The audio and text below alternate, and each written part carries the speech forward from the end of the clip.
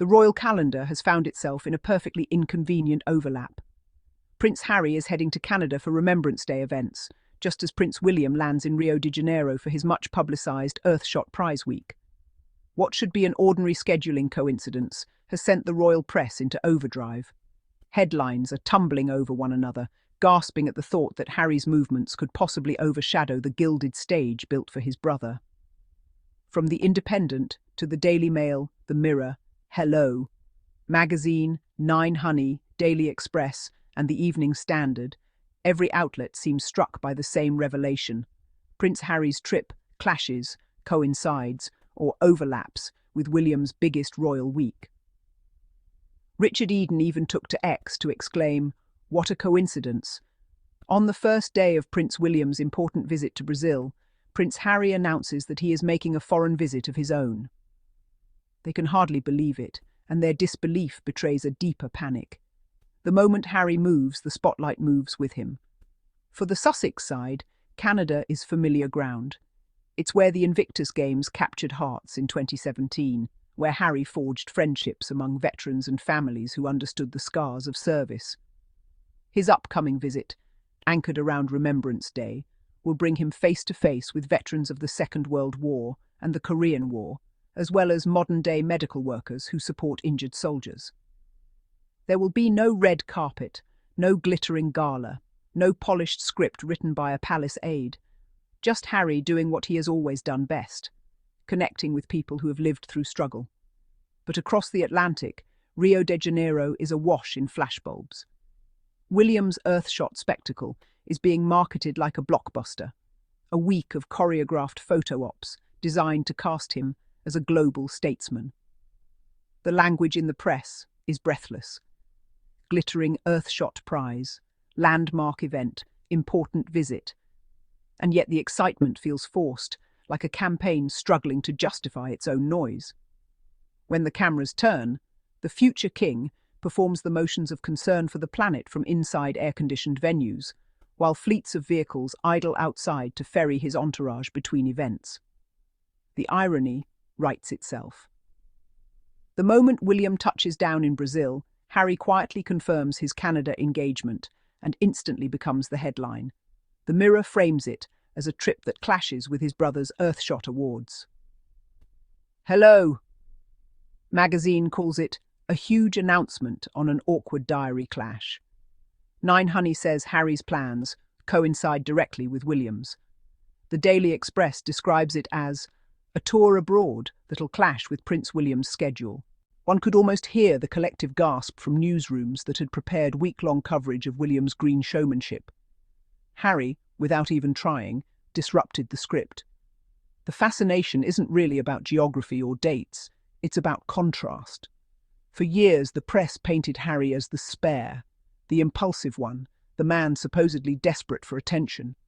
Yet here he is, dedicating time to veterans in a country that shaped his most meaningful initiative, while the heir orchestrates another publicity event designed to burnish his personal brand. The sincerity of one exposes the hollowness of the other. Even the tone of the headlines betrays anxiety. When William travels, the adjectives are strained, glittering, high profile, important. When Harry moves, the verbs carry energy, announces, embarks, returns. It's as though editors can sense that one story writes itself, while the other must be dressed up in royal sparkle to sound significant. Harry's purpose in Canada is clear and timeless, honouring those who served. In Remembrance Week, that mission carries moral weight. The Duke of Sussex, a veteran himself, understands the rhythm of military life, the cost of service, and the dignity of remembrance. His speeches never sound rehearsed, they sound lived. He looks veterans in the eye and speaks their language. He does not hover above them as a symbol. He stands among them as one of them. That authenticity cannot be mimicked, no matter how many cameras frame a prince against a tropical skyline. In Rio, William's entourage is busy managing optics. Each appearance is timed, each smile measured, each soundbite tested. The Earthshot prize, while cloaked in environmental virtue, has increasingly become a vanity platform, an exercise in image rehabilitation. It's difficult to call it a movement when the main headline every year is about William himself, rather than the climate solutions he supposedly champions. Even royal reporters whisper that the focus has shifted from saving the planet to saving the brand. When Harry's name appeared in those morning headlines, something shifted. The British press, usually eager to mock or minimise him, suddenly couldn't look away. The Independent observed that his visit coincides with Prince William's high-profile week in Brazil. The Daily Mail framed it as Harry confirming a trip that directly coincides with his brother's.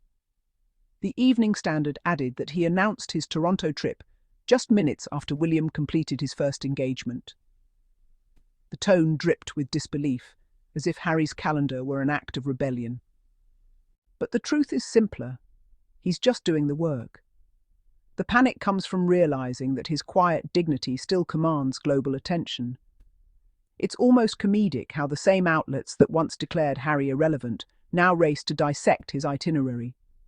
They've spent years insisting the world had moved on, yet every time he steps into the light, their front pages reset around him. William's team must sense it, the uneasy realization that charisma cannot be inherited, that compassion cannot be staged. Harry's Canada trip carries emotional continuity. The Invictus Games of 2017 were a turning point not just for him, but for how the world saw wounded veterans. He built a bridge between military resilience and human healing. Returning to that same soil for remembrance events isn't coincidence, it's closure. It reminds people that his service was real, his bonds enduring. For William, Brazil is just another dot on the royal itinerary, another stage to stand on. For Harry, Canada is memory, legacy, and purpose intertwined. The press tries to spin tension into drama, but their efforts expose their own double standard. When William schedules something near Harry's event, it's framed as leadership. When Harry's schedule overlaps, it's labelled defiance. Hello calls it an awkward diary clash, as though two adults can't exist on different continents without royal rivalry. But underneath the performative outrage lies envy. Harry doesn't need the institution to matter. His work speaks for itself. One could picture the palace communications team watching the headlines roll in, realizing that despite all the Earthshot fanfare, Harry's name dominates search trends. Social media, too, noticed the irony. Posts quoting Richard Eden's "What a coincidence" remark spread faster than the Earthshot hashtags. Memes bloomed comparing the two trips. One prince in uniform, laying wreaths in Canada, another prince in designer suits, applauding recycled speeches in Brazil. The public instinctively recognized authenticity versus artifice. Harry's connection with Canada's veteran community goes beyond ceremony. The True Patriot Love Foundation, which invited him, represents everything he's fought to uphold: service, sacrifice, and rehabilitation. His meetings will include conversations with elderly veterans whose stories fade with each passing year, ensuring that remembrance remains human, not decorative. It's a mission that needs no PR gloss. Meanwhile, William's narrative in Rio is desperately curated. His team briefs journalists on sustainability, while private jets ferry participants across continents. Behind the scenes, the royal machine hums with the same contradictions it's always had. Preaching environmentalism while indulging extravagance, selling progressivism while clinging to hierarchy. That's why the comparison with Harry is so uncomfortable. Harry represents what the monarchy pretends to be: modern, empathetic, independent. William represents what it truly is: polished, performative, and perpetually self-promoting. The week's coverage illustrates a broader shift. Every time the brothers' paths diverge, the media tries to restore William's authority and ends up proving Harry's relevance. The more they insist that the Duke of Sussex is no longer royal, the more his actions embody the very essence of public service. The institution can strip titles, but not sincerity. This latest clash isn't really about two schedules, it's about two approaches to legacy. William chases recognition. Harry chases meaning. One talks about saving the planet. The other quietly helps save people. And the public, even if subconsciously, can tell the difference. You can see it in the tone of online reactions. Admiration for Harry's focus, fatigue toward William's endless campaigns. Perhaps that's what unsettles the royal correspondents the most. For years, they built the heir narrative around inevitability, William as the steady future king, Harry as the wandering outcast. But the timeline keeps betraying their story. Every time the spare acts, the heir disappears into background noise. Timing is everything, yes, but only when the act itself carries weight. In the coming days, cameras will capture Harry alongside veterans in Canada. No red carpet, just remembrance. At the same time, William will host the Earthshot ceremony beneath spotlights and applause. The images will tell their own story. One man standing with those who gave their lives, another standing before an audience hired to clap. The choice of symbolism isn't subtle, it's stark.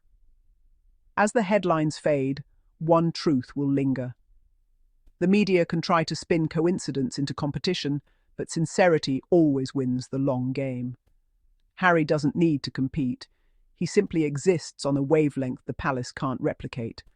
His work carries substance that doesn't rely on monarchy's crumbling mystique. And that's precisely why the establishment reacts with panic each time he steps forward. In the end, time will remember who stood for something real. Harry's path, grounded in service, empathy and independence, continues to resonate far beyond titles or tabloids. William's Rio show may glitter for a moment, but even the brightest stage lights dim when the performance ends.